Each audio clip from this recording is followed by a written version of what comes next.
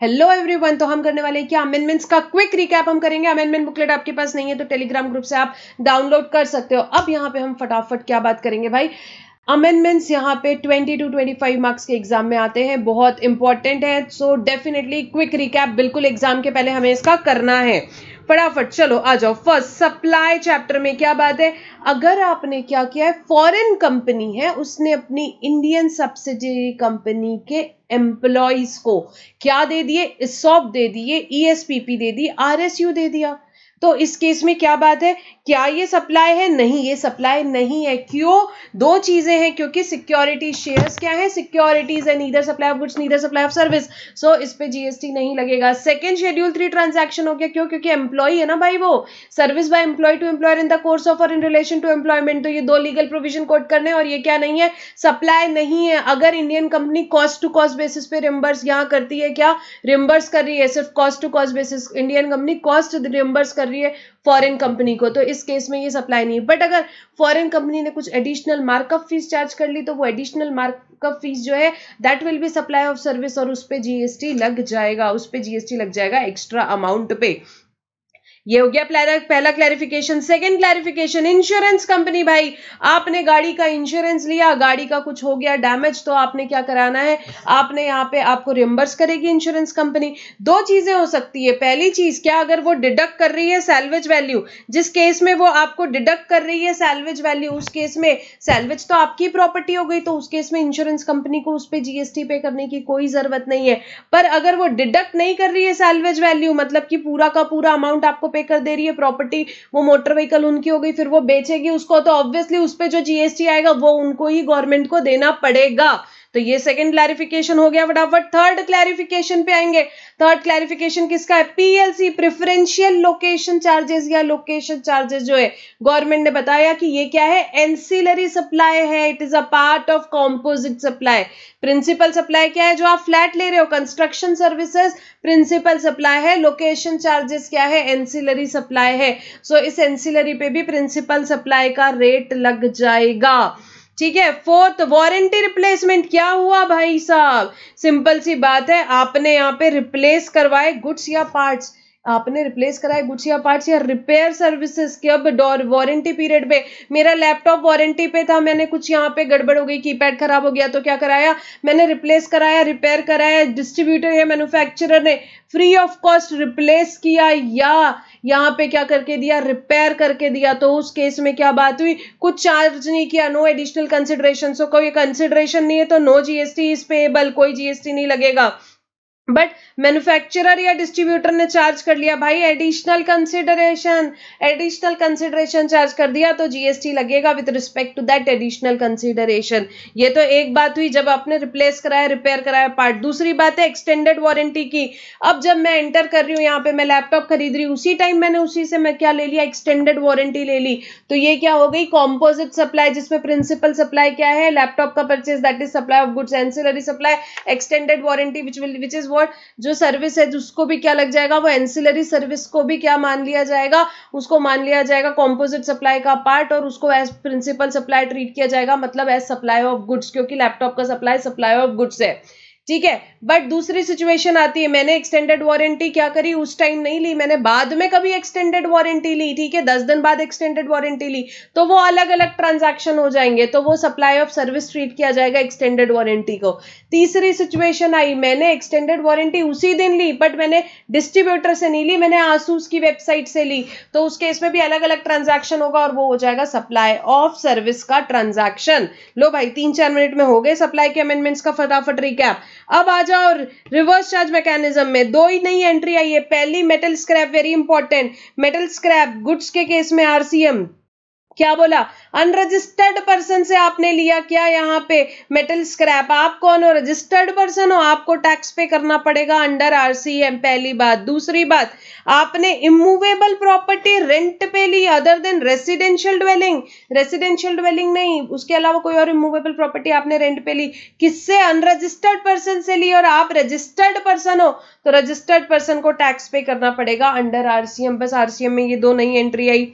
उसके बाद exemption chapter में आ जाओ। एग्जेम्पशन चैप्टर में क्या बात हो रही है यहाँ पे, सबसे पहले रेंटिंग ऑफ रेसिडेंशियल ड्वेलिंग जो एंट्री नंबर 12 थी उसमें लिख दिया कि ये हॉस्टल वाले जो स्टूडेंट्स वगैरह हैं यहाँ पे हॉस्टल कैंप्स पे पीजी वाले, इन सबको ये नहीं लगेगा एंट्री। क्यों नहीं लगेगा? क्योंकि उनके लिए नया एग्जेम्पशन का एंट्री डाल दिया। क्या एंट्री 12 है, जिसमें क्या बोला कि अगर value of supply less than equal to 20,000 रुपए पर पर्सन पर मंथ है और ये अकोमोडेशन दिया गया है minimum continuous period of 90 days के लिए, तो एग्जेम्प्ट है। सो वैल्यू ऑफ सप्लाई कितना, लेस देन इक्वल टू 20,000 है पर पर्सन पर मंथ, हर महीने का है, ठीक है, 20,000 रुपए तक के का अमाउंट, तो उस केस में एग्जेम्प्ट हो जाएगा। प्रोवाइडेड कंटिन्यू 90 दिन के लिए मिनिमम देना चाहिए, तो उस केस में एग्जेम्प्ट हो जाएगी ये अकोमोडेशन सर्विस। उसके बाद एजुकेशन सेक्टर में जो अप्रूव वोकेशनल कोर्स है उसमें क्या आता था, एनसीवीटी और एससीवीटी का कोर्स, कुछ नहीं, खाली एनसीवीटी का नाम चेंज करके अब क्या हो गया है, एनसीवीईटी उसका नाम हो गया है। उसके बाद education as a part of approve vocational education course, जो अप्रूव्ड फ्लाइंग ट्रेनिंग कोर्सेज होते हैं जो कि फ्लाइंग ट्रेनिंग ऑर्गेनाइजेशन यहाँ पे कंडक्ट कर रहे हैं, वो भी एग्जेम्प्ट हो जाएंगे, वो भी एग्जेम्प्ट हो जाएंगे। उसके बाद यहाँ पे जो सर्विसेज दे रहा है एजुकेशनल बोर्ड, यहाँ पे किसको, गवर्नमेंट कंट्रोल्ड स्कूल को, एजुकेशनल बोर्ड को आई की सर्विस दे रहा है, एफिलिएशन सर्विसेज दे रहा है educational board government controlled school को, वो एग्जेम्प्ट है। प्राइवेट स्कूल्स का एग्जाम नहीं है। यूनिवर्सिटी को कोई एफिलिएशन सर्विस दे रहा है वो एग्जाम नहीं है। Affiliation services education board government control school, जो school central government state government वगैरह कंट्रोल कर रहे हैं उसको दे रहे हो तो ही एग्जेम्प्ट है। उसके बाद में गवर्नमेंट सेक्टर में भाई साहब यहाँ पे रेलवेज में क्या एग्जेम्पशन आया, एफएसबीसी, मतलब कि यहाँ पे आप बेच रहे हो प्लेटफॉर्म टिकट, यहाँ पे रेलवेज बेच रहा है प्लेटफॉर्म टिकट, या रिटायरिंग रूम की फैसिलिटी दे रहा है, क्लोक रूम की फैसिलिटी दे रहा है, या बैटरी ऑपरेटेड सर्विसेज की फैसिलिटी दे रहा है, ठीक है। तो यहाँ पे ये कार सर्विसेज जो होती है ना, बैटरी वाली गाड़ियां चलती रेलवे स्टेशन पे, ये सब एग्जेम्प्ट है भाई, ये सब एग्जेम्प्ट है।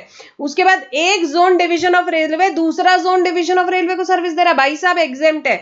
उसके बाद स्पेशल पर्पस व्हीकल जो है वो मिनिस्ट्री ऑफ रेलवे को सर्विस दे रहे हैं, वो एग्जेम्प्ट है। क्या चीज की सर्विस देते हैं, वो बोलते हैं हमारा इंफ्रास्ट्रक्चर यूज करो during the concession period, obviously पैसे के अगेंस्ट, कंसिडरेशन के अगेंस्ट, या मेंटेनेंस की सर्विसेज जो सप्लाई करती है मिनिस्ट्री ऑफ रेलवे इनको, वो भी एग्जेम्प्ट है अगेंस्ट कंसिडरेशन। उसके बाद में इलेक्ट्रिसिटी डिस्ट्रीब्यूशन यूटिलिटीज, भाई इलेक्ट्रिसिटी डिस्ट्रीब्यूशन यूटिलिटीज जो एंसिलरी, इलेक्ट्रिसिटी तो एग्जेम्प्ट थी जीएसटी से, जो एंसिलरी सर्विसेज आई वो भी भाई एग्जेम्प्ट हो गई जीएसटी से, जैसे कि मीटर का इक्विपमेंट यहाँ पे रेंट पे दे रहे हैं, वो अपने को मीटर टेस्ट कर रहे हैं, यहाँ पे उसको ट्रांसफॉर्मर्स कैपेसिटर रिलीज कर रहे हैं, नया कनेक्शन या शिफ्ट कर रहे हैं, मीटर सर्वे लाइन इशू कर रहे हैं, यहाँ पे डुप्लीकेट बिल्स। तो इलेक्ट्रिसिटी से रिलेटेड जो भी एंसिलरी सर्विसेज है उनको भी एग्जेम्प्ट कर दिया है, विच आर व्हाट, इंसिडेंटल और ancillary to transmission and distribution of electricity and provided by, जो भी इलेक्ट्रिसिटी वाले प्रोवाइड कर रहे हैं वो क्या हो जाएगी, एग्जेम्प्ट हो जाएगी। रिसर्च एंड डेवलपमेंट सर्विसेज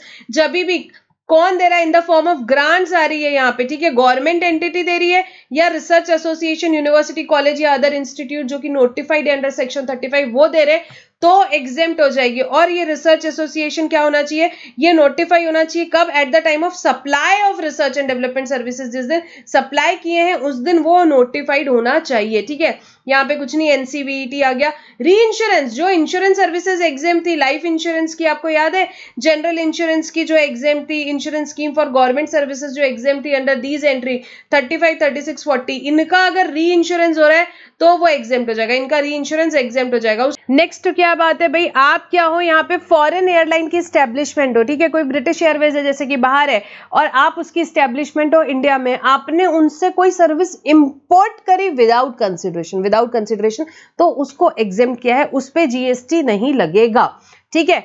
अब परंतु अगर यहाँ जो इंडिया में एयरलाइन है आपकी, इंडियन, यहाँ पे जो इंडिया में जो स्टैब्लिशमेंट है आपकी, वो क्या कर रही है भाई, अगर वो ट्रांसपोर्टेशन ऑफ गुड्स और पैसेंजर कर रही है उस पर तो जीएसटी लगेगा, उस पर जीएसटी लगेगा, पहली बात। दूसरी बात यहाँ पे क्या रहेगी कि मिनिस्ट्री ऑफ सिविल एविएशन को सर्टिफाई करना पड़ेगा कि ये जो स्टैब्लिशमेंट है फॉरेन एयरलाइन की इंडिया में, वो क्या है, यहाँ पे डेजिग्नेट करी है फॉरेन गवर्नमेंट ने, किस पे, applicable bilateral air service agreement हुआ है उनका इंडिया के साथ, उसमें उन्होंने क्या किया है, डेजिग्नेट किया है। और तीसरी बात, मिनिस्ट्री ऑफ सिविल एविएशन को सर्टिफाई करना पड़ेगा कि रेसिक्युलर बेसिस पे इंडियन एयरलाइंस जो है, यहाँ पे अपनी इंडियन एयरलाइंस है, उनकी भी जो ब्रांच होगी बाहर पे, उनको भी एग्जेम्प्ट किया गया है सिमिलर टैक्सेस से बाहर के कंट्री में, ठीक है। सो ये एक बात आई। दूसरी बात, एनएसडीसी जो सर्विसेज दे रही है यहाँ पे, वो यहाँ पे सर्विसेज जो है, ये क्या बात हो रही है, ट्रेनिंग सेक्टर की बात है, ये 5 लोग सर्विस दे रहे हैं, किससे रिलेटेड? ये 3 चीज की रिलेटेड, तो एग्जेम्प्ट है, एग्जेम्प्ट है।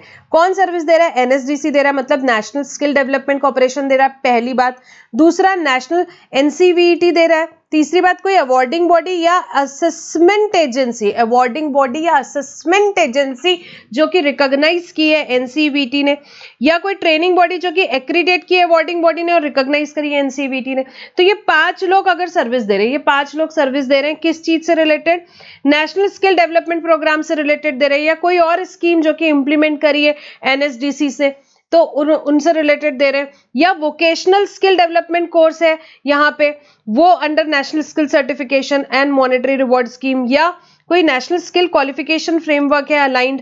तो इन तीनों भी टाइप की क्या दे रहे हैं? सर्विसेज दे रहे हैं, तो वो क्या हो जाएगी? एग्जेम्प्ट हो जाएगी, एग्जेम्प्ट हो जाएगी। यहाँ पे बेसिकली एनसीवीटी और उससे रिकॉग्नाइज्ड जो बॉडीज है वो सर्विसेज दे रही है इनसे रिलेटेड, तो यहाँ पे एग्जेम्प्ट हो जाती है। उसके बाद कार्गो हैंडलिंग सर्विस की बात है। देखो, 2 चीजें हैं। पहली बात, अगर यहाँ पे जीटीए सर्विस देता है ट्रांसपोर्टेशन ऑफ गुड्स की, उसके साथ में उसने पैकिंग वैकिंग कर दिया कुछ, ठीक है, पैकिंग, अनलोडिंग, लोडिंग, ये सब कर दिया, तो ये क्या हो गया? कॉम्पोजिट सप्लाई हो गया, जिसमें प्रिंसिपल सप्लाई उसका क्या है? ट्रांसपोर्टेशन ऑफ गुड्स का है, ठीक है। चाहे वो इनवॉइसिंग अलग अलग करे कि साथ में करे, उससे फर्क नहीं पड़ता है, उससे फर्क नहीं पड़ता है, वो कॉम्पोजिट सप्लाई का पार्ट हो जाएगा, और वो प्रिंसिपल सप्लाई मतलब ट्रांसपोर्टेशन ऑफ गुड्स के हिसाब से पैकिंग, अनलोडिंग वगैरह का एप्लीकेबिलिटी होगा, पहली सिचुएशन। दूसरी बात, अगर यहाँ पे सर्विसेज वो नहीं प्रोवाइड कर रहा है in the course of transportation of goods, but अगर वो क्या हो रहा है? ट्रांसपोर्टेशन ऑफ गुड्स की नहीं दे रहा है, सेपरेटली दे रहा है, खाली पैकिंग की सर्विस दे रहा है, then it is a separate supply, फिर कॉम्पोजिट सप्लाई का पार्ट नहीं, तो पैकिंग के हिसाब से उसके चार्जेस वगैरह लगेंगे, सब चीजें होगी, ठीक है। मतलब कि कार्गो हैंडलिंग सर्विसेज हो जाएगी, जो भी पैकिंग, लोडिंग, अनलोडिंग, इसको कैसे क्लासिफाई करोगे? उसके केस में कार्गो हैंडलिंग सर्विसेज जैसे क्लासिफाई करोगे। उसके बाद में क्या प्रोसेसिंग फीस, एडमिनिस्ट्रेशन चार्जेस वगैरह लगेंगे, लोन ग्रांटिंग चार्जेस किस चीज में? Interest discount charge for granting of loan by a person to a related person और by an overseas affiliate to Indian affiliate. Overseas affiliate Indian affiliate को यहाँ पे loan वगैरह ग्रांट कर रहा है, तो उस केस में क्या होगा? तो कंक्लूजन देखेंगे अपन खाली। देखो, इसमें इन्होंने क्या बोला कि जो, देखो आपको पता है, loan interest deposit on loan, deposit advances जो होता है वो एग्जेम्प्ट होता है, बट प्रोसेसिंग फीस वगैरह टैक्सेबल होती है, चार्जेबल होती है, ठीक है। तो अभी बस वही बात की कि अगर consideration other than interest discount अगर नहीं चार्ज किया रिलेटेड पर्सन से, तो फिर उस केस में कोई सप्लाई ऑफ सर्विस उसको नहीं माना जाएगा, और कोई क्वेश्चन नहीं रहेगा कि जीएसटी लगाओ उसको यहाँ पे शेड्यूल 1 के हिसाब से सप्लाई बनाकर मान करके ओपन मार्केट वैल्यू के हिसाब से जीएसटी लगाओ, ऐसा कुछ नहीं। अगर कुछ चार्ज ही नहीं किया है, अगर कुछ चार्ज ही नहीं किया है, तो उस केस में कोई जीएसटी नहीं लगेगा, ठीक है। रिलेटेड पर्सन ने आपको लोन यहाँ पे दिया है पर उसने ये कोई चार्जेस वगैरह नहीं लगाए हैं, तो आप ऐसा नहीं बोल सकते इसको कि शेड्यूल 1 के हिसाब से सप्लाई हो गया और जीएसटी लगेगा। गवर्नमेंट ने बोला इस केस में कोई जीएसटी नहीं लगेगा। बट अगर कुछ चार्ज किया in addition to interest discount, कुछ प्रोसेसिंग फीस वगैरह चार्ज करी है, तो उस केस में क्या बोला? इसे सप्लाई ऑफ सर्विस मानेंगे और इसमें जीएसटी लगेगा, उस पर जीएसटी लगेगा। उसके बाद में रेरा जो है भाई, रेरा जो है वो क्या है? गवर्नमेंटल अथॉरिटी होती है, और वो जो भी कलेक्शन करती है, रेरा जो भी कलेक्शन कर रही है वो एग्जेम्प्ट है। क्यों? क्योंकि वो गवर्नमेंटल अथॉरिटी का उनको स्टेटस दिया गया है। नेक्स्ट, टाइम ऑफ सप्लाई में 2 ही यहाँ पे क्लैरिफिकेशन है। पहला, spectrum usage services, spectrum allocation services क्या है भाई? यहाँ पे इस केस में ये कंटिन्यूअस सप्लाई ऑफ सर्विस है। Who is the supplier of service? Government यहाँ पे, ठीक है। और यहाँ पे रेसिपिएंट ऑफ सर्विस यहाँ पे कौन है? टेलीकॉम ऑपरेटर है, टेलीकॉम ऑपरेटर है। तो आरसीएम पे टेलीकॉम ऑपरेटर यहाँ पे टैक्स पे करेगा, बिजनेस एंटिटी पे करती है। जब भी गवर्नमेंट से कोई सर्विस लेती है तो आरसीएम पे गवर्नमेंट, यहाँ पे कौन टैक्स पे करेगा? टेलीकॉम ऑपरेटर टैक्स पे करेगा, क्योंकि बहुत लंबे पीरियड तक के लिए होती है ये service. So it is a continuous supply of service. और टाइम ऑफ सप्लाई क्या होगा? डेट ऑफ पेमेंट और the due date of payment which ever is earlier, ठीक है। Due date of payment which ever is earlier, date of payment और due date of payment which ever is earlier. उसके बाद में HAM contracts जो होते हैं यहाँ पे, हाइब्रिड एन्यूटी मॉडल के जो कॉन्ट्रैक्ट होते हैं, हाईवेज वगैरह की, भाई कंस्ट्रक्शन भी कर लो और ऑपरेशन मेंटेनेंस भी कर लो, ऐसे 15 साल 17 साल के लिए कॉन्ट्रैक्ट होते हैं हाईवे वगैरह के। तो उस केस में ये भी अगेन क्या है? Continuous supply of service, continuous supply of service. Continuous supply of service का टाइम ऑफ सप्लाई क्या होता है? अगर इनवॉइस टाइम पे इशू करी है तो date of issue of invoice और receipt of payment which ever is earlier, और इनवॉइस टाइम पे इशू नहीं करी है तो उस केस में क्या होगा? यहाँ पे उस केस में time of supply will be date of provision of service और receipt of payment, date of provision of service और रिसीट ऑफ पेमेंट। और इंटरेस्ट जो होता है भाई, वो इंटरेस्ट कंपोनेंट 15(2)(d) के हिसाब से इंक्लूडेबल होता है, ठीक है। उसके बाद वैल्यू ऑफ सप्लाई में, वैल्यू ऑफ सप्लाई में रूल 28 हमने पढ़ा था उसमें कॉर्पोरेट गारंटी वाली चीज पड़ी थी ऑलरेडी, ठीक है। तो कॉर्पोरेट गारंटी के केस में वैल्यू क्या लेते हैं अपन, 1% ऑफ अमाउंट ऑफ गारंटी और actual consideration which ever is higher. But अगर यहाँ पे recipient is eligible for full ITC तो जो भी आप वैल्यू डिक्लेयर करोगे वही वैल्यू हो जाती है। बट अगर recipient is not eligible for full ITC then 1% of amount of guarantee और actual consideration which ever is higher वही होगा, ठीक है। बस यही है यहाँ पे ये क्लैरिफिकेशन, यहाँ पे ये बात। नेक्स्ट क्लैरिफिकेशन किसमें भाई, आपने इंपोर्ट करी सर्विस किससे, रिलेटेड पर्सन से, रिसिपिएंट एलिजिबल है फुल आईटीसी के लिए। तो जब भी आप इंपोर्ट करते हो सर्विसेज अपने रिलेटेड पर्सन से, ठीक है, सप्लाई है वो पैरा 4 शेड्यूल 1 के हिसाब से बिल्कुल सप्लाई है, इवन इफ विदाउट कंसिडरेशन। उसके बाद में इंपोर्ट जो सर्विस करता है रिलेटेड पर्सन वो टैक्स पे करता है अंडर आरसीएम और सेल्फ यहाँ पे इशू करता है इनवॉइस, इनवॉइस भी इशू करता है, ठीक है, आरसीएम पे टैक्स पे करेगा और इनवॉइस इशू करेगा।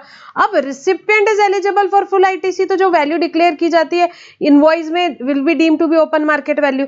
बट अगर आपको सर्विस प्रोवाइड की गई विदाउट इनवॉइस, इनवॉइस ही नहीं है, तो उस केस में वैल्यू क्या बोला इन्होंने, ओपन मार्केट वैल्यू निल मान लो, यहाँ पे ओपन मार्केट वैल्यू निल मान लिया जाएगा, ठीक है। सो ये एक बात हुई।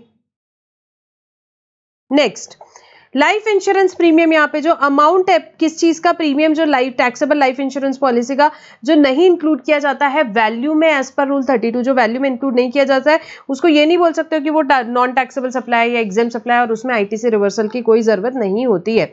अब उसके बाद अपन ने क्या किया, या रिसिपिएंट को, अपन सप्लायर है, अपन ने रिसिपिएंट को क्या दे दिया, डिस्काउंट दिया, पोस्ट सप्लाई डिस्काउंट, उसको रिवर्स करना है आईटीसी 15(3)(b) के हिसाब से। अब अभी तक के कोई मैकेनिज्म नहीं है ये पता करने के लिए कि उसने रिवर्स किया कि नहीं किया। तो अब गवर्नमेंट ने क्या बोली कि भैया आप देख लो अमाउंट कितना है, अगर 5 लाख रुपए पर एनम तक के का अमाउंट है तो आप सेल्फ सर्टिफिकेशन दो, आप सेल्फ सर्टिफिकेशन दो, और 5 लाख पर एनम से ज्यादा का अमाउंट है यहाँ पे तो फिर उस केस में सीए या सीएमए का सर्टिफिकेट लेके आओ, सीए या सीएमए का सर्टिफिकेट लगेगा। उसके बाद में जो भी इंसेंटिव पे किया जाता है बाय मेटी टू किसको, एक्वायरिंग बैंक को, इंसेंटिव स्कीम के अंडर ऑफ व्हाट, रुपए debit card and low value Bhim UPI transactions, उसको क्या बोला गया भैया, उसका नेचर ऑफ क्या है, सब्सिडी है और वो टैक्सेबल नहीं है, वो सब्सिडी है इंसेंटिव और वो टैक्सेबल नहीं है। उसके बाद कॉर्पोरेट गारंटी में अलग अलग बातें आई। पहली बात ये आई कि भाई कॉर्पोरेट गारंटी क्या हमेशा से टैक्सेबल था या ये जो नया रूल 28(2) आया तो टैक्सेबल हुआ, तो गवर्नमेंट ने बोला इट वॉज ऑलवेज टैक्सेबल। पहले ओल्ड रूल 28 के हिसाब से करना था वैल्यूएशन, अब कैसे करना है, रूल 28(2) के हिसाब से वैल्यूएशन करना है, so it was always taxable. Second बात, जो कॉर्पोरेट गारंटी का अमाउंट है यहाँ पे वैल्यू है, लोन कितना डिसबर्स हुआ उससे कोई फर्क नहीं पड़ता, लोन डिसबर्समेंट से कोई मतलब नहीं, अमाउंट ऑफ गारंटी से 1% ऑफ द गारंटी अमाउंट और actual consideration which ever is higher है। उसके बाद में आपका लोन टेक ओवर कर लिया किसी और कंपनी ने, ठीक है, एक यहाँ पे क्या हुआ, एक आपका लोन आपको इशू की थी एक बैंकिंग कंपनी ने, वो टेक ओवर हो गई यहाँ पे अनदर बैंकिंग कंपनी से, तो जो एक्टिविटी ऑफ टेक ओवर है उससे कोई यहाँ पे service of providing corporate guarantee नहीं बोला जाएगा। बट अगर फ्रेश गारंटी इशू हुई है टेक ओवर के साथ साथ में तो फिर जीएसटी पे किया जाएगा, जीएसटी पे किया जाएगा। अगर मल्टीपल आपके को गारंटर है तो उस केस में भी अमाउंट वही रहेगा, प्रोपोर्शनेट हो जाएगा, 2 गारंटर्स है तो उनके बीच में हो जाएगा 1% ऑफ गारंटी अमाउंट और एक्चुअल कंसिडरेशन वही रहेगा, 2 गारंटर्स है तो 0.5% ऐसे हो जाएगी वैल्यू दोनों के लिए, ठीक है। उसके बाद इंट्रा ग्रुप गारंटीज है, मतलब कि अगर डोमेस्टिक कॉर्पोरेट्स है, ठीक है, दोनों गारंटी यहाँ पे इंडिया में ये डोमेस्टिक कॉर्पोरेट्स है तो उस केस में तो जीएसटी फॉरवर्ड चार्ज में सप्लायर ऑफ सर्विस ही पे करेगा। परंतु अगर यहाँ पे क्या है, अगर यहाँ पे फॉरेन ओवरसीज इन्वॉल्व है तो उस केस में क्या होगा, जो रिलेटेड एंटिटी इंडिया में वो जीएसटी पे करेगी अंडर आरसीएम, वो जीएसटी पे करेगी under RCM basis. Now frequency of payment of tax amount क्या है, 1% ऑफ द गारंटी अमाउंट और actual consideration which ever is higher. अब देखो क्या बात हुई, 5 साल की गारंटी ली तो क्या हो जाएगा 1% इंटू 5 ईयर्स, 5% ऑफ द 5% और actual consideration which ever is higher, ठीक है, ये आपको पे करना पड़ेगा कब, at the time of issuance of guarantee. But अगर यहाँ गारंटी हर साल रिन्यू की जा रही है, एक साल के लिए रिन्यू करते जा रहे हो, तो फिर जब आप वो रिन्यूअल करोगे उसी टाइम पे करते जाओगे हर साल का 1% ऑफ द गारंटी अमाउंट और actual consideration which ever is higher, ठीक है। नाउ अगर यहाँ पे वैल्यू डिक्लेयर इन इनवॉइस है तो उसी को वैल्यू मान ली जाएगी। If the recipient is eligible for full ITC तो वैल्यू डिक्लेयर्ड इन इनवॉइस को ही मान ली जाएगी। और एक्सपोर्ट ऑफ सर्विस पे ये अप्लाई नहीं होता, मतलब कि recipient of corporate guarantee between related person located outside India, तो उस केस में ये अप्लाई नहीं होता है, ठीक है। Recipient of the corporate guarantee कहाँ है, वो आउटसाइड इंडिया पे है, तो फिर उस केस में अप्लाई नहीं होता। In short export of services को ये अप्लाई नहीं होती है, पॉइंट। उसके बाद में इनपुट टैक्स क्रेडिट चैप्टर पे आओ भाई। इनपुट टैक्स क्रेडिट में क्या है, एक सेक्शन 16(6) आया, क्या बोला, भाई क्या हुआ, रजिस्ट्रेशन कैंसिल हुआ, उसके बाद क्या हुआ, रिवोक हो गया। अब जिस दिन ऑर्डर ऑफ कैंसिलेशन आया था उस दिन तुम आईटीसी ले सकते थे इनवॉइस, उस इनवॉइस या डेबिट नोट का एज पर 16/4 के टाइम लिमिट में थे, तो फिर आप उसका आईटीसी ले सकते हो कब तक, 30th नवंबर, और furnishing of annual return which ever is earlier, और from the date of cancellation और effective date of cancellation till the date of order of cancellation where उसका रिटर्न आप फाइल कर देते हो 30 डेज ऑफ रिवोकेशन ऑर्डर तक के अपने को फाइल करना होता है। अगर फाइल कर दिया विच एवर इज लेटर, ठीक है, तो इन दोनों में से ए और B which ever is later, यहाँ पे क्या कर सकते हो आप, वो आईटीसी ले सकते हो, आईटीसी ले सकते हो। उसके बाद में भाई फ्रॉड किया, ऑफिसर ने बोला टैक्स पे करो, किया, अब बोल रहे हो आईटीसी दे दो, तो भैया उसका आईटीसी नहीं मिलेगा, आईटीसी नहीं मिलेगा। सेकंड बात, जीएसटीआर 1 या 1A में जो भी यहाँ पे सप्लायर आपके इनवॉइसेस डालेगा आपके 2B में आएगा, उसका आपको क्रेडिट मिलेगा, ठीक है। पहले सिर्फ 1 था, अभी 1A भी आ गया है, जैसे आपको पता है, ये ऑलरेडी अपन ने पढ़ा। उसके बाद में आरसीएम केस में क्या हुआ, आप अनरजिस्टर्ड पर्सन से किसी specified category of registered person ने यहाँ गुड सर्विसेज लिए तो उसको टैक्स पे करना पड़ता है अंडर आरसीएम, ठीक है, इनवॉइस भी इशू करता है। अब इसमें बात क्या आई कि इसमें टाइम लिमिट 16/4 के टाइम लिमिट के लिए क्या टाइम, कब का टाइम देखा जाएगा। सो उन्होंने बताया कि भी टाइम देखा जाएगा जब इनवॉइस इशू करी, ना कि जब यहाँ पे गुड्स आए उससे कोई फर्क नहीं पड़ता, इनवॉइस जब इशू की वो देखा जाएगा, ठीक है। जब आपके यहाँ पे गुड सर्विसेज आ रहे हैं उससे कोई फर्क नहीं पड़ता है, जब इनवॉइस इशू करी वो आपको देखना पड़ेगा। फिर उसका डेमो व्हीकल्स की बात हुई, तो डेमो व्हीकल्स के लिए सबसे पहले बात है कि भाई डेमो व्हीकल लेते हैं तो आईटीसी उसका ब्लॉक नहीं होगा, अवेलेबल होगा, क्यों, क्योंकि डेमो व्हीकल के लिए क्या माना जाएगा, it is use for further supply of such vehicle, further supply of vehicle के लिए हम यूज कर रहे हैं डेमो व्हीकल को। सो इस केस में उसका आईटीसी ब्लॉक नहीं होगा, उसका आईटीसी मिलेगा। बट एम्प्लॉय मैनेजमेंट के यूज के लिए अगर अपन ने वो डेमो व्हीकल यूज किया तो फिर उस केस में आईटीसी ब्लॉक हो जाएगा, आईटीसी ब्लॉक हो जाएगा। और अगर यहाँ पे वो एज एन एजेंट जो है, यहाँ पे डीलर एजेंट जैसे बिहेव कर रहा है, तो उस केस में भी डेमो व्हीकल को नहीं बोला जा सकता कि वो फर्दर सप्लाई के लिए यूज किया, फर्दर सप्लाई के लिए यूज नहीं किया, तो उस केस में भी उसका आईटीसी जो रहेगा ब्लॉक हो जाएगा। अच्छा, अगर तुमने डेमो व्हीकल को यहाँ पे कैपिटलाइज किया, उसका जो इनपुट टैक्स, जो टैक्स इन्वॉल्व है वो भी कैपिटलाइज कर दिया, तो ऑब्वियसली उस केस में तो अगर तुमने डेप्रिसिएशन क्लेम कर लिया तो ऑब्वियसली तुम उस पर क्लेम नहीं कर सकते हो ITC on the tax component. But वो व्हीकल को जब बाद में बेचोगे तो वो 18(6) के हिसाब से जो टैक्स लगना है वो तो लगेगा ही लगेगा, ठीक है। उसके बाद जो ये डक्ट और मैनहोल्स है, डक्ट एंड मैनहोल्स है ऑप्टिकल फाइबर नेटवर्क के, they are what, they are integral part होते हैं वो टेलीकम्युनिकेशन नेटवर्क के। और उनको क्या बोला गया, वो ना तो land, building, civil structure, telecommunication tower या पाइपलाइन आउटसाइड द फैक्ट्री नहीं है, वो एक्सेप्शन में नहीं आते, मतलब प्लांट एंड मशीनरी के, तो वो क्या है, प्लांट एंड मशीनरी है। सो उस केस में उनका आईटीसी मिल जाएगा, अपने को पता है प्लांट एंड मशीनरी का आईटीसी मिल जाता है। सो प्लांट एंड मशीनरी का आईटीसी मिल जाता है, तो जो डक्ट एंड मैनहोल्स हैं वो प्लांट एंड मशीनरी है और उनका आईटीसी मिल जाएगा, ब्लॉक नहीं होगा। उसके बाद भाई इंश्योरेंस कंपनी से अपन ने इंश्योरेंस लिया, गाड़ी का इंश्योरेंस लिया, और गाड़ी के इंश्योरेंस लेने के बाद में क्या बात हुई अपनी कि भैया या तो यहाँ पे अब आपकी गाड़ी कुछ यहाँ एक्सीडेंट हो गया तो आपने क्या किया है, रिपेयर वगैरह कराया गैरेज से, दोनों टाइप के गैरेज से करा सकते हो, या तो गैरेज उनके ऑथराइज गैरेज होंगे या कोई आप अपने लोकल गैरेज से करा लो। तो दोनों भी केस में या तो मतलब क्या होगा, कैशलेस मोड होगा या रिएम्बर्समेंट होगा, दोनों केस में इंश्योरेंस कंपनी आईटीसी ले सकती है, पर आईटीसी कितना मिलेगा, अप्रूव्ड क्लेम कॉस्ट का ही आईटीसी मिलेगा, और इंश्योरेंस कंपनी के नाम पे ही बिल होना चाहिए, तभी आईटीसी मिलेगा इंश्योरेंस कंपनी को, ठीक है। ये समझ में आया, ये क्लैरिफिकेशन था। उसके बाद में next, clarification on availability of ITC for warranty replacement of part repair service during warranty. इस पे मैंने एक चार्ट बनाया था, अपन उससे देखते फटाफट। देखो, मैन्युफैक्चर ने आपको ऑफर करी वारंटी और रिप्लेसमेंट यहाँ पे विदाउट एडिशनल कंसिडरेशन। हमने देखा कोई जीएसटी नहीं लगेगा क्योंकि एडिशनल कंसिडरेशन नहीं है, बट मैन्युफैक्चरर जब लैपटॉप बेच रहा है उसी टाइम उसने आपसे ले लिया है, उसको पता है कि क्या होगा likely cost of repair replacement. So आप इसको एग्जेम सप्लाई नहीं बोल सकते, इसलिए आईटीसी रिवर्स करने की कोई जरूरत नहीं है। दूसरी सिचुएशन, डिस्ट्रीब्यूटर प्रोवाइड कर रहा है replacement on behalf of manufacturer, distributor replace कर रहा है पार्ट और चार्ज कर रहा है कंसीडरेशन मैन्युफैक्चरर से, वो मैन्युफैक्चरर को क्या कर रहा है, इनवॉइस इशू कर रहा है, तो इस केस में जीएसटी ऑब्वियसली डिस्ट्रीब्यूटर पे करेगा, मैन्युफैक्चरर तो आईटीसी लेगा, ठीक है। जो इनवॉइस इशू कर रहा है उसका मैन्युफैक्चरर आईटीसी लेगा, नो रिवर्सल ऑफ आईटीसी, कोई आईटीसी की रिवर्सल की बात नहीं है। थर्ड, डिस्ट्रीब्यूटर रेज कर रहा है रिक्विजिशन मैन्युफैक्चरर को पार्ट के लिए, और रिप्लेस कर रहा है, मैन्युफैक्चरर पार्ट प्रोवाइड कर रहा है, so manufacturer providing such part without any charges, कुछ चार्जेस नहीं है तो कोई जीएसटी नहीं लगेगा, कोई जीएसटी नहीं लगेगा, यहाँ पे कोई रिवर्सल नहीं होगा आईटीसी का।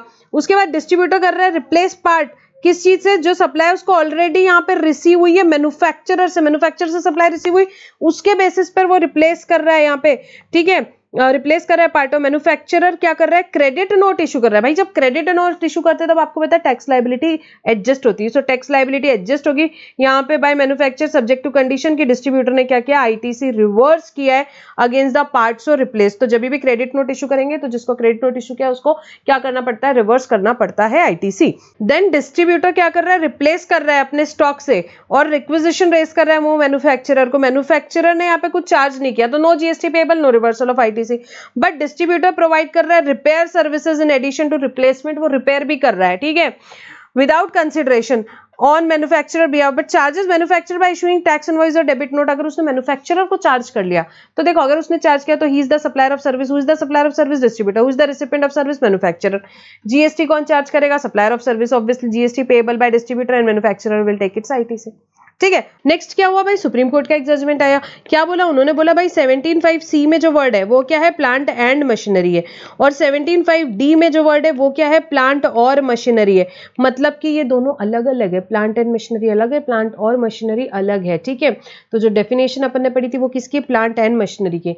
प्लांट और मशीनरी को उन्होंने क्या बोला कि भाई कोई प्लांट जो कि एक मूवेबल प्रॉपर्टी है वो बोल सकते हैं, ठीक है। उसके बाद में क्लैरिफिकेशन आया 10(1)(ca), अगर अनरजिस्टर्ड पर्सन को आप सप्लाई करते हो और एड्रेस ऑफ डिलीवरी और एड्रेस ऑफ बिलिंग अलग अलग है तो कौन सा एड्रेस लेना, तो गवर्नमेंट ने बोला सप्लायर आप प्लेस ऑफ सप्लाई क्या ले लो, एड्रेस ऑफ डिलीवरी ले लो, specially through e com operators जब करते हैं। उसके बाद कस्टोडियन सर्विसेज दे रहा है बैंक किसको, फॉरेन पोर्टफोलियो इन्वेस्टर्स को, एफपीआई को, तो उसका कैसे प्लेस ऑफ सप्लाई डिटरमाइन होगा, तो गवर्नमेंट ने बताया कि बैंक फॉरेन एफपीआई को जब भी सर्विस देता है वो उनके अकाउंट होल्डर नहीं है, तो 13(8) के हिसाब से प्लेस ऑफ सप्लाई नहीं होगा। तो फिर कोई स्पेसिफिक रूल नहीं है तो किसके हिसाब से होगा, डिफॉल्ट प्रोविजन 13(2) के हिसाब से प्लेस ऑफ सप्लाई डिटरमाइन होगा। उसके बाद तीसरी बात है कि भाई कोई फॉरेन की कंपनी, उन्होंने क्या किया है, एक इंडियन एडवर्टाइजमेंट कंपनी को यहाँ पे हायर किया है, एडवर्टाइजमेंट का कॉन्ट्रैक्ट दिया है कि भाई यहाँ पे एडवर्टाइजमेंट वगैरह करो हमारे इंडिया में। इंडियन एडवर्टाइजमेंट कंपनी क्या कर रही है, आगे मीडिया ओनर्स वगैरह को यहाँ पे इंगेज कर रही है, सारे काम कर रही है, उनको पेमेंट वगैरह कर रही है, सब कुछ कर रही है, ठीक है, तो मीडिया कॉस्ट वगैरह से रिलेटेड। तो इस केस में क्या बात है कि प्लेस ऑफ सप्लाई कैसे डिटरमाइन करना, तो गवर्नमेंट ने सबसे पहले बोला भाई इंटरमीडिएटरी तो नहीं है, इंडियन एडवर्टाइजमेंट कंपनी इंटरमीडिएटरी नहीं है, उनका फॉरेन कंपनी के साथ अलग एग्रीमेंट है, मीडिया ओनर्स के साथ में यहाँ पे अलग एग्रीमेंट है उनका, ठीक है। तो इस केस में क्या बोला गया, इस केस में क्लियरली बात है कि वो इंटरमीडिएटरी नहीं है, तो 13(8) के हिसाब से प्लेस ऑफ सप्लाई नहीं निकलेगा। इस केस में who is the supplier of service, ये ट्रांजैक्शन के लिए who is the supplier of service, Indian advertisement company is the supplier of service, who is the recipient of service, foreign company is the recipient of service and not the target audience in India, वो नहीं है recipient of service, तो ये बता दिया उन्होंने। तीसरी बात उन्होंने बोला क्या परफॉर्मेंस बेस्ड लगेगा 13(3), तो गवर्नमेंट ने बोला नहीं ना, गुड्स यहाँ पे जरूरत है, it does not involve goods that need to be physically available, it does not involve because foreign client और देयर रिप्रेजेंटेटिव को भी फिजिकली अवेलेबल नहीं होना है, तो 13(3) भी नहीं लगेगा, तो फिर क्या लगेगा, तो गवर्नमेंट ने बोला बड़ी सिंपल सी बात है भाई 13(2) लग जाएगा इसमें, ठीक है। प्लेस ऑफ सप्लाई कैसे निकालेंगे, 13(2) से निकालेंगे, it will be location of foreign client outside India, जो location of foreign client outside India होगा इसे एक्सपोर्ट ऑफ सर्विस बोल देंगे अगर बाकी की सारी कंडीशंस फुलफिल होती है तो, ठीक है। बट अगर ये Indian advertisement company as an agent काम करती है, अगर मीडिया स्पेस के ओनर और फॉरेन क्लाइंट के बीच में एग्रीमेंट होता है और ये खाली फैसिलिटेट कर रही है यहाँ पे प्रोसेस को, तो उस केस में ये इंटरमीडिएटरी रहेगी और 13(8) के हिसाब से प्लेस ऑफ सप्लाई निकली जाएगी, ठीक है। बड़ी फास्ट किया अपन ने इसको। उसके बाद में सर्विस प्रोवाइड कर रहा है यहाँ पे कौन, सर्विस प्रोवाइडर जो कि इंडिया में है, किसको, क्लाउड कंपाउंडिंग सर्विसेज यहाँ पे प्रोवाइडर्स को लोकेटेड आउटसाइड इंडिया। तो अगेन इसमें भी वो सारे अलग अलग चीजें डिटरमाइन की गई और क्या बोला गया कि भाई ये भी इंटरमीडिएटरी सर्विस नहीं है, 13(3) पे भी फॉल नहीं होता है, मूवेबल प्रॉपर्टी रिलेटेड भी नहीं है, तो इस केस में भी प्लेस ऑफ सप्लाई कैसे डिटरमाइन करेंगे, 13(2) के हिसाब से, मतलब location of service recipient outside India, और इसको एक्सपोर्ट ऑफ सर्विस मान लिया जाएगा अगर बाकी सारी कंडीशंस फुलफिल होती है तो। नेक्स्ट रजिस्ट्रेशन चैप्टर में यहाँ पे आएंगे। रजिस्ट्रेशन चैप्टर में देखो क्या बात हुई है, यहाँ पे सबसे पहले additional verification step if Aadhaar authentication is not opted. अब अगर आपने आधार ऑथेंटिकेशन ऑप्ट नहीं किया है तो उस केस में आपकी एप्लीकेशन क्या की जाएगी, it will be followed, photo ली जाएगी इंडिविजुअल की। अगर इंडिविजुअल एप्लीकेंट है तो इंडिविजुअल, एप्लीकेंट नहीं है तो ऑफ सच पर्सन, जैसे कि फॉर एग्जांपल HUF के केस में कर्ता की फोटो ली जाएगी, यहाँ पे पार्टनरशिप फर्म के केस में पार्टनर की फोटो ली जाएगी एंड सो ऑन। और क्या होगा, वेरिफिकेशन होगा ओरिजिनल कॉपी ऑफ डॉक्यूमेंट्स का, उसके बाद ही एप्लीकेशन को कंप्लीट माना जाएगा। पहला अमेंडमेंट। सेकंड, यहाँ पे रजिस्ट्रेशन कैंसिल कर देता है ऑफिसर भी, ठीक है। यहाँ पे तो उसमें कुछ प्रिस्क्राइब कॉन्ट्रावेंशन दिए हुए थे रूल 21 में, ठीक है। तो उसमें क्या बोला है, यहाँ पे एक दो चीजें और ऐड कर दी कि भाई रिवोकेशन के ऑर्डर के 30 दिन के अंदर अंदर भी आपने रिटर्न फर्निश नहीं किया तो भी ऑफिसर आपका क्या कर सकता है, रजिस्ट्रेशन यहाँ पे कैंसिल कर सकता है। अगर आपने रिटर्न कब से कब तक के ऑर्डर ऑफ कैंसिलेशन से रिवोकेशन तक के 30 डेज ऑफ रिवोकेशन ऑर्डर में फर्निश नहीं किए, या अगर आपका कैंसिलेशन रिट्रोस्पेक्टिव था तो सारे रिटर्न्स फर्निश नहीं किए विद इन 30 डेज, तो उस केस में ऑफिसर क्या कर सकता है, आपका कैंसिल कर सकता है रजिस्ट्रेशन। GSTR 1 के साथ साथ 1A भी अभी यहाँ पे आ गया। Person not liable for registration, section 23 में दिए हुए थे स्पेसिफिक पर्सन किसको रजिस्ट्रेशन की लाइबिलिटी नहीं है। तो उसमें एक चीज क्या थी, अगर आपका पूरा का पूरा सप्लाई पे कोई टैक्स पे करने वाला है RCM पे, रिसिपिएंट टैक्स पे करने वाला है RCM पे, तो फिर आपको यहाँ पे रजिस्ट्रेशन लेने की आवश्यकता नहीं है, आपको रजिस्ट्रेशन से एग्जेम्प्ट कर दिया गया था, बट अभी उसमें एक्सेप्शन डाल दिया, प्रोविजो डाल दिया कि भाई सप्लायर ऑफ मेटल स्क्रैप को ये नहीं अप्लाई होता। सो जो भी पर्सन सप्लाई कर रहा है metal scrap, he will not be exempted from registration, ठीक है, वो रजिस्ट्रेशन से एग्जेम्प्ट नहीं होगा। उसके बाद tax invoice, debit note, credit note की अगर हम बात करें तो उस केस में अगेन 1A का रेफरेंस दे दिया गया है, ये भी ठीक है। नेक्स्ट रूल 88B क्या बोलता है, भाई इंटरेस्ट किस पे लगता है, रिटर्न लेट किया आपने, ठीक है, तो उस केस में नेट टैक्स लाइबिलिटी पे लगता है जो आप कैश से डिस्चार्ज कर रहे हो, बट अगर रिटर्न टाइम पे पेमेंट लेट हुआ तो ग्रॉस टैक्स लाइबिलिटी पे लगता है। ये एक बात थी। प्रोविजन इंसर्ट हुआ, इसने बोला कि भाई इलेक्ट्रॉनिक कैश लेजर में पैसा पड़ा था, कब से कब तक पड़ा था, before due date of return से लेकर के जब तक के यहाँ पे वो रिटर्न फाइल किया तब तक के वो पैसा लाइन पड़ा हुआ था इलेक्ट्रॉनिक कैश लेजर में, तो उसको इंटरेस्ट के कैलकुलेशन में नहीं लेना है, ठीक है। उसके बाद कुछ भी नहीं, यहाँ पे 96 रूल का हटा दिया गया है रेफरेंस। उसके बाद रूल 88C, इसमें क्या बोला कि भाई GSTR 1 या 1A में डिफरेंस है 3B से, तो उस केस में रजिस्टर्ड पर्सन को इंटीमेट किया जाएगा और या तो उसको पे करना है वो डिफरेंस, या ऑफर से एक्सप्लेन करना है वो डिफरेंस कितने दिन के अंदर अंदर, 7 दिन के अंदर अंदर। इसमें भी कुछ नहीं, रेफरेंस आया है 1A का। TDS, कौन कौन TDS डिडक्ट कर सकता है, उसमें जो नोटिफाइड पर्सन थे जो TDS डिडक्ट कर सकते करना है जिन्हें, उसमें कौन था, any registered person receiving supply of metal scrap from other registered person. कोई मेटल स्क्रैप की सप्लाई यहाँ पे रिसीव कर रहा है कोई दूसरे रजिस्टर्ड पर्सन से, तो उसको क्या बोला था, भाई आपको TDS डिडक्ट करना है, आपको TDS डिडक्ट करना है, ठीक है। अब उसके बाद में TCS की बात करेंगे। सो यहाँ पे देखो TCS जो है, TCS का रेट में जो चेंज आया है अब क्या है, 0.25 CGST का रेट है, 0.25 SGST का रेट है, टोटल रेट IGST 0.5 किसका, नेट वैल्यू ऑफ सप्लाईज का, net value of taxable supplies का, ठीक है, ये रेट ऑफ TCS है। नेक्स्ट रिटर्न्स चैप्टर के देखेंगे। देखो सिंपल सी बात है, 1 के साथ साथ 1A भी आ गया। आपको पता है 1A में क्या कर सकते हो आप, यहाँ पे कुछ भी अमेंड कर सकते हो, फर्निश कर सकते हो डिटेल्स ऑफ आउटपुट सप्लाई। 1 में जो हमारी यहाँ पे नहीं हम कर पाए तो आप क्या कर सकते हो, GSTR 1A फर्निश कर सकते हो। कब तक कर सकते हो, GSTR 1 फर्निश के बाद, पर 3B फर्निश करने के पहले, ठीक है। फिर 1 या 1A में हम कैसे डिटेल्स देते हैं भाई, तो यहाँ पे जो 2.5 लाख का अमाउंट था वो अब क्या कर दिया गया, 1 लाख कर दिया गया है, बस यही डिफरेंस है। सो इनवॉइस वाइज डिटेल देनी, इंटरेस्ट रेट, यहाँ पे जो भी आप सप्लाई कर रहे हो रजिस्टर्ड पर्सन को, उसकी रजिस्टर्ड पर्सन की तो इनवॉइस वाइज डिटेल देनी होती है क्योंकि रजिस्टर्ड पर्सन को क्रेडिट लेना होता है। और बाकी इंटरेस्ट रेट सप्लाई आप कर रहे हो अनरजिस्टर्ड पर्सन को of invoice value exceeding 1 lakh, so वो भी इनवॉइस वाइज डिटेल देनी होती है। बाकी सब आप क्या देते हो, कंसोलिडेटेड डिटेल्स दे सकते हो, ठीक है। उसके बाद में यहाँ पे 1A का ही रेफरेंस आया है बस। अब यहाँ पे क्या करेंगे, जो सप्लायर अपने GSTR 1 या 1N में यहाँ पे या IFF में जो भी फर्निश करेगा वो रिसिपिएंट के 2A में, 4A में या 6A में जाएगा, एज द केस में भी। कॉम्पोजिशन वाले के 4A में और यहाँ पे ISD के 6A में, बाकी सबके 2A में यहाँ पे जाएगा, ठीक है। अब उसके बाद में यहाँ पे आप क्या कर रहे हो, नेक्स्ट कंपोजिशन वाले अगर आप हो तो आपके यहाँ पे ड्यू डेट जो है वो चेंज हुई है GSTR 4 के रिटर्न की। अब उसकी ड्यू डेट क्या है, 30 June following the end of financial year. तो 24-25 का क्या रहेगा, 30 जून 2025, ठीक है। उसके बाद refund of unutilise ITC in case of zero rated supply या इन्वर्टेड ड्यूटी स्ट्रक्चर।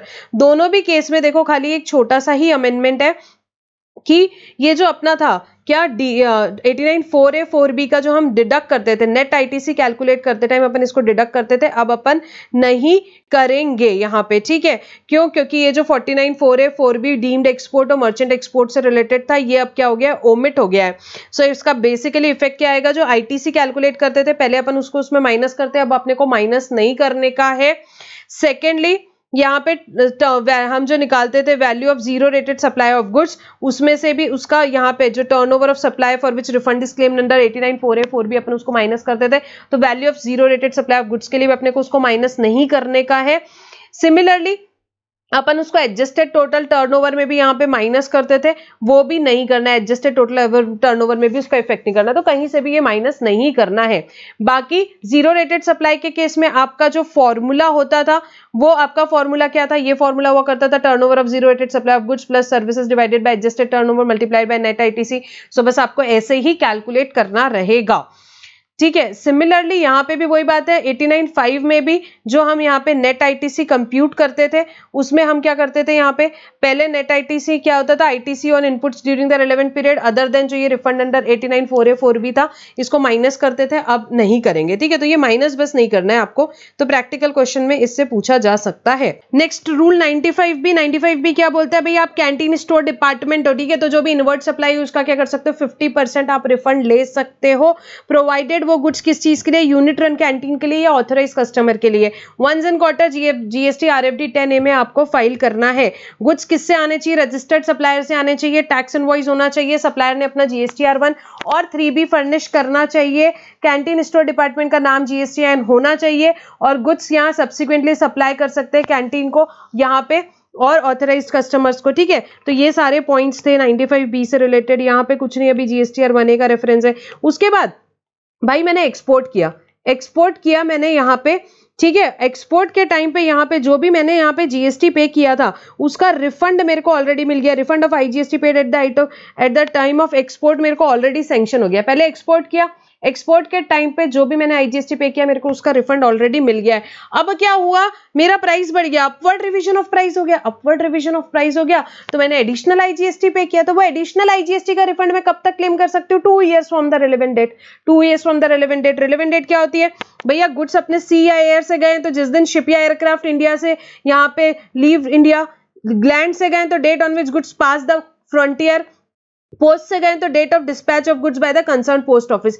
यहां से 2 years तक के मैं क्या कर सकती हूँ, यहाँ पे बिल्कुल मैं फाइल कर सकती हूँ रिफंड की एप्लीकेशन। इन केस ऑफ क्या मैंने एक्सपोर्ट किया था उस टाइम का आईजीएसटी का रिफंड मिल गया, बट मेरा अपवर्ड रिवीजन ऑफ प्राइस हो गया तो एडिशनल आईजीएसटी जो पे किया उसके रिफंड की बात हो रही है, ठीक है। उसके बाद में ठीक है रूल 9610 का ओमिशन हो गया।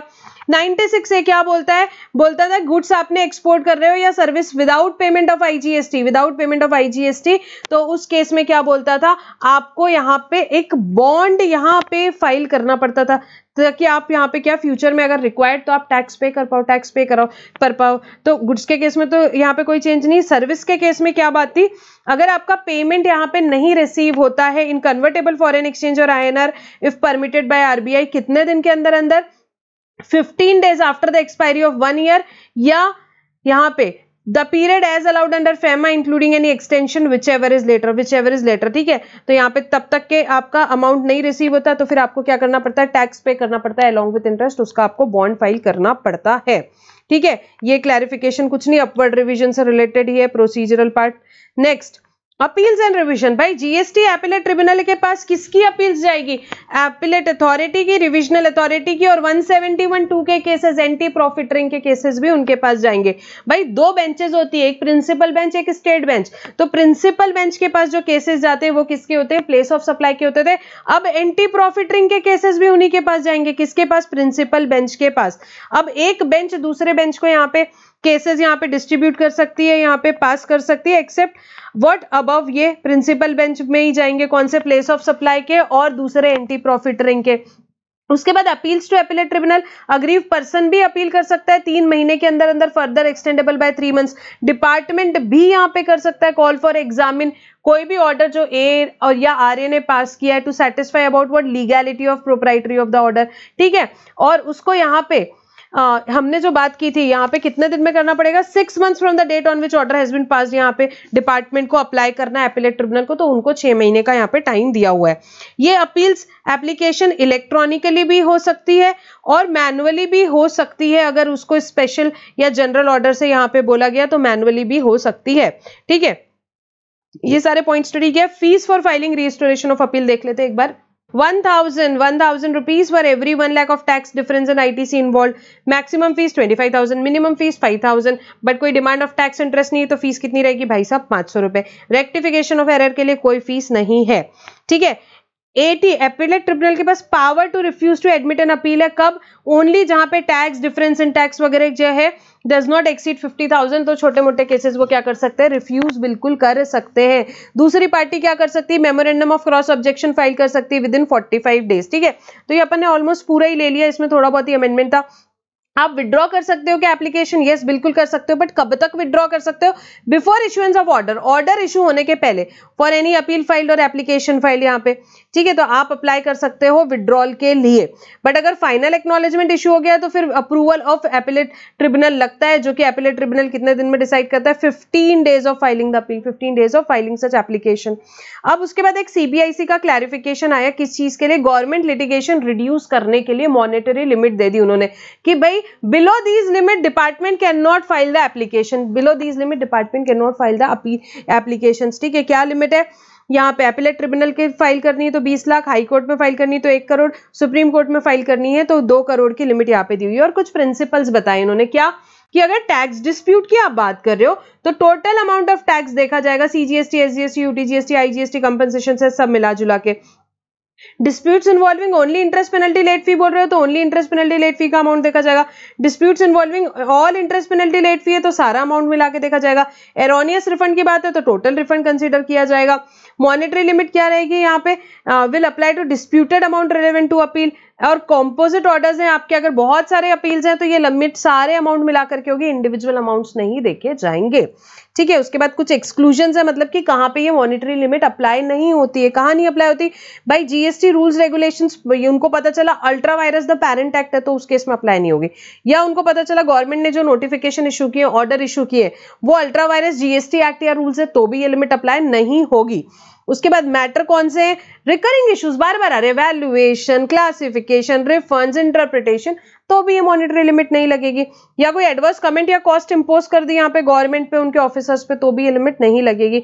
या कोई और case necessary for the justice of और रेवेन्यू बाय द बोर्ड, उस पे भी ये लिमिट नहीं लगेगी। अच्छा, एक केस में तुमने यहाँ पे फाइल नहीं करी, क्यों नहीं फाइल करी तुमने, क्योंकि लिमिट लग रही थी। इसका मतलब ये नहीं कि तुम दूसरे कोई एसएससी के केस में ये फाइल नहीं कर सकता डिपार्टमेंट, ऐसा कुछ नहीं, वो दूसरे के केस में वो कर सकता है। अच्छा, ये लिमिट किसको लगती है, डिपार्टमेंट को लगती है, अपने को नहीं लगती है। ठीक है, एप्लीकेंट को नहीं लग रही है यहाँ पे, किसको नहीं लग रही है, एप्लीकेंट को नहीं लग रही, डिपार्टमेंट को लग रही है। यहाँ पे जो एसएससी है उसको नहीं लग रही, एसएससी को ये लिमिट नहीं लग रही, डिपार्टमेंट को ये रिस्ट्रिक्शंस दिए हुए मॉनेटरी लिमिट के कि भाई इससे कम का अमाउंट है तो फिर आप यहाँ पे क्या नहीं फाइल कर सकते हो, आप अपील फाइल नहीं कर सकते हो। उसके बाद मिसलिनियस प्रोविजन में खाली एक ही अमेंडमेंट है, क्या यहाँ पे भाई, अब ये मिसलिनियस प्रोविजन में एंटी प्रॉफिटरिंग के केसेस कहाँ जाएंगे, प्रिंसिपल बेंच के पास जाएंगे। यहाँ पे प्रिंसिपल एपिलेट ट्रिब्यूनल के और अथॉरिटी में एपिलेट ट्रिब्यूनल को यहाँ पे इंक्लूड कर लिया है।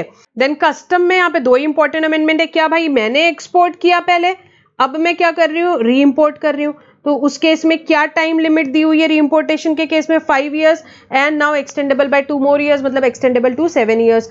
ठीक है, उसके बाद में यहाँ पे क्या बात हुई, गवर्नमेंट ने एग्जाम किया, एसईजेड यूनिट डेवलपर अगर यहाँ पे कुछ क्या कर रहा है भाई, इंपोर्ट कर रहा है तो उनको जीएसटी कंपनसेशन सेस से यहाँ पे एग्जेम्पशन दिया है for their authorised operation. And protective duty को भी क्या कर दिया गया, ओमिट कर दिया गया। ठीक है, तो यही बस एक इंपॉर्टेंट अमेंडमेंट है। So here we complete GST customs के अमेंडमेंट का very very quick recap and all the very very very best for your examination. ठीक है, स्टे मोटिवेटेड, स्टे कॉन्फिडेंट, पूरा पेपर कंप्लीट करो, लीगल लैंग्वेज लिखो, अच्छे से प्रोविजंस कोड करो, ठीक है, और अच्छे से पेपर दो। All the very very best for your examination. Bye bye.